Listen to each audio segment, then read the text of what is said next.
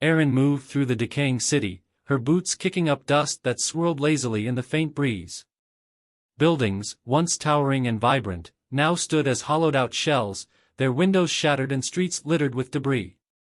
She'd been here countless times, yet every day felt like a battle against the city itself, against what it had become. She kept her eyes sharp, scanning for anything useful, canned food, water, maybe even some scrap metal to reinforce her shelter. The silence of the dead world pressed in on her like a weight, broken only by the occasional groan of wind slipping through crumbling structures. Her hands were calloused, her movements efficient. There was no room for mistakes in a place like this. She stopped at what used to be a convenience store. The sign had long since fallen, reduced to a pile of rust and rot, but she knew what it once was. Inside, she rummaged through the broken shelves, finding a half-empty bottle of water wedged between cans that had already been scavenged by others, those who hadn't made it. Erin took the bottle and drank slowly, rationing it even though the temptation to gulp it all down was strong. Her mind wandered as she leaned against the counter. Once, she'd have never imagined this, wandering through a ghost city, scavenging to survive. She wasn't even sure what the cataclysm had been. No one had time to explain before everything fell apart. Chaos spread faster than rumors. She had seen the panic, the screaming, the violent fall of humanity. Now, it was just her. The last human, for all she knew. Sometimes, at night, she could still hear the echoes of their voices, the memories of a world that used to be. But mostly, she heard nothing but the hollow quiet of a world gone still. She pushed off the counter and stepped outside, her senses sharpening again. Something felt off. A creeping sensation on the back of her neck, as if she was being watched. It wasn't the first time she'd felt it, but she always chalked it up to the paranoia of being alone for so long. Still, she couldn't shake it. Erin quickened her pace, heading back to the shelter she'd cobbled together from the ruins of an old apartment. She kept telling herself it was just the isolation messing with her. That there was nothing out there, nothing but her. But the unease lingered. She slipped inside the building, locking the door behind her with a makeshift barricade. The nights were always the hardest. Darkness swallowed the world, and her imagination ran wild with what might be lurking out there. The nights made her remember that the world had changed, and something out there had changed with it. Sitting in the corner of the dimly lit room, Erin listened to the creaks of the building, the wind howling outside. But tonight, there was something else. A distant noise, faint but distinct. Something heavy, dragging. Something alive. She held her breath, straining to hear, but the sound faded, leaving her in the silence again. Erin's days had fallen into a predictable rhythm, scavenging, fortifying, and waiting for night to fall. But something had shifted. It started with small things, barely noticeable at first. Dirt outside her shelter disturbed in a way that wasn't natural. Footprints, too large to belong to any animal she knew, appearing in patches of dust.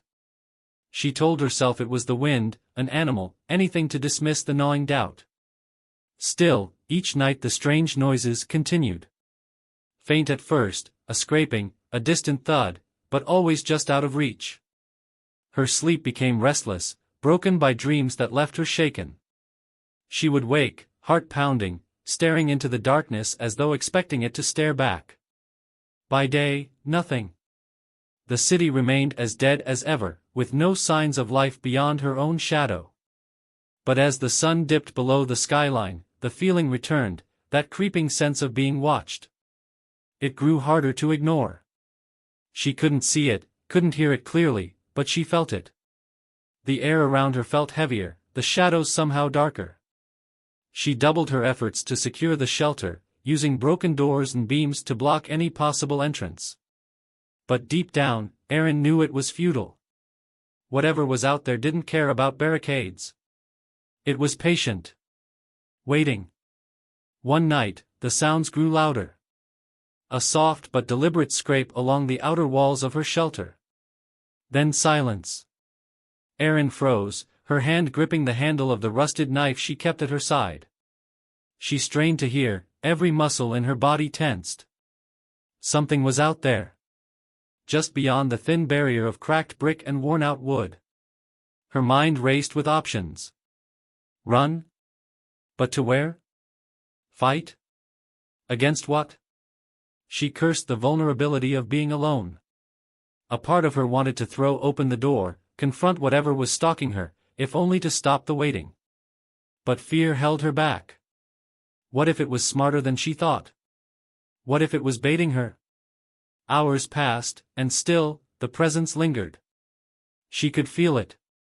The air was different, charged with an energy that didn't belong in this dead world.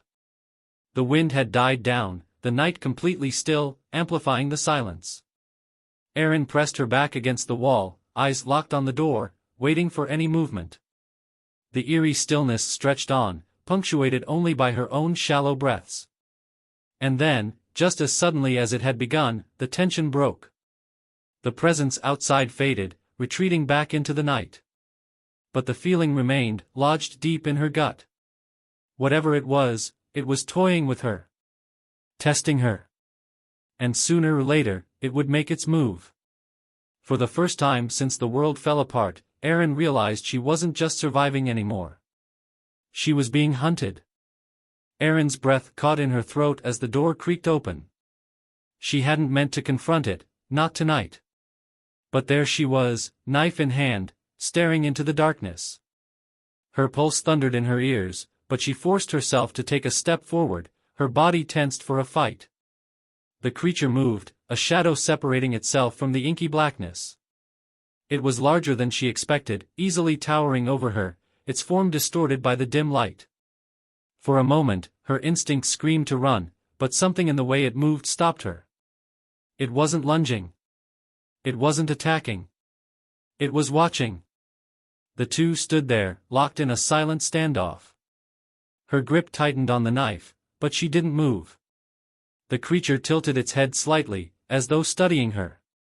Its eyes, if they were eyes, glowed faintly, tracking her every movement. Then, it did something unexpected.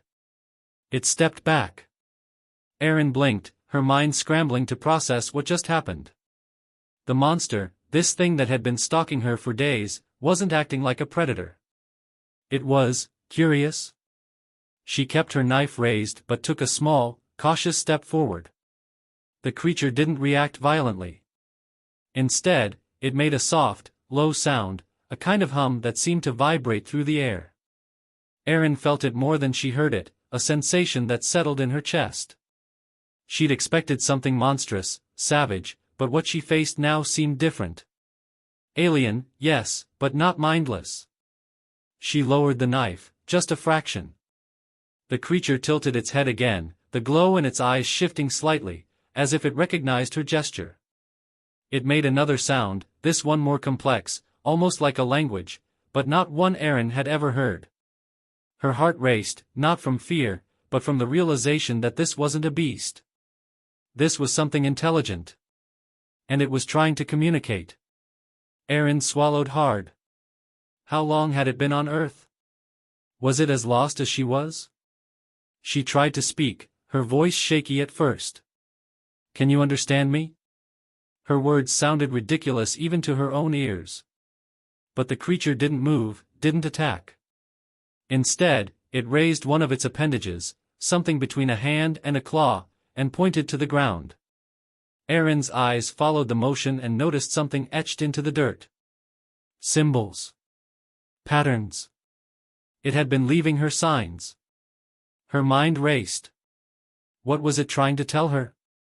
She crouched down slowly, careful not to make any sudden movements, and traced one of the symbols with her finger. The creature hummed again, the vibration stronger this time, and she looked up at it. Was it some kind of map? A warning? She couldn't tell. But then, something clicked. The symbols weren't random. They showed something moving, something approaching. A threat. The creature wasn't hunting her. It was trying to warn her. They were both being hunted by something far worse. Erin's pulse quickened, but for a different reason now. She stood up, meeting the creature's gaze. "You're not my enemy, are you?" she said quietly. The creature didn't respond in a way she could understand, but it didn't need to. The understanding passed between them, unspoken but undeniable. Whatever this thing was, it wasn't here to kill her. Not yet, at least. Without another word, she turned back toward her shelter, gesturing for it to follow. It hesitated for a moment but then moved silently behind her. She couldn't believe what she was doing, inviting this alien, this thing, into her refuge. But survival didn't leave room for doubt. They needed each other now.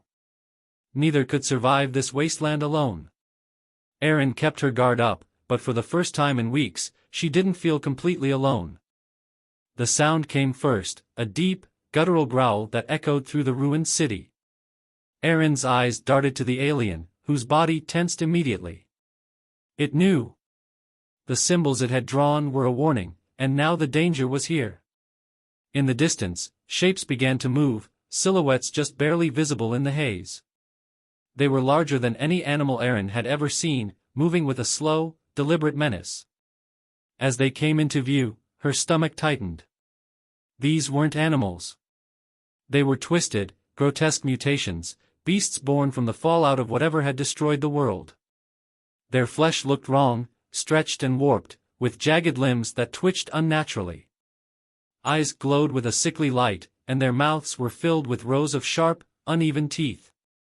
There were too many of them to count, and they were moving fast. Erin gripped her knife, knowing it would be useless. The alien stepped forward, raising a limb and emitting a series of sharp clicks and hums, a language Erin couldn't understand but felt the urgency of. It pointed to the ground again, this time drawing another symbol, a series of lines intersecting with circles. Erin stared at it, heart racing, unsure of what it meant. The creature growled softly and extended a claw toward the side of its body, revealing a concealed compartment. Inside was a device, sleek and unfamiliar. Without hesitation, it handed the device to Erin. Her hands shook as she gripped it, feeling the weight of technology far beyond anything she'd ever seen. The alien moved quickly, taking position and motioning for her to follow. Erin swallowed hard, clutching the device as the first of the mutated creatures charged toward them, its grotesque body moving faster than she expected. Instinct kicked in. Erin pressed a button on the device, and a beam of energy shot out, slamming into the creature and sending it crashing to the ground. She blinked in shock, adrenaline pumping through her veins. This was no knife. This was a weapon, an alien weapon. The alien let out another series of clicks, and Erin nodded, realizing what it wanted. They had to keep moving. More of the creatures were closing in, and there was no time for hesitation. They fought side by side, Erin firing blasts of energy while the alien used its own natural abilities, its claws slicing through the creatures with precision, its speed and agility far beyond human limits. But even with the advanced weaponry, the sheer number of creatures was overwhelming. Erin's heart pounded as she dodged an incoming attack, the mutated beast's claws slashing through the air inches from her face. She stumbled back, gasping, but the alien was there, pulling her out of harm's way just in time. It was clear now, they weren't just facing random mutations. These things were hunting in packs, coordinated, like predators drawn to the last remnants of life. The battle raged on, each moment more desperate than the last.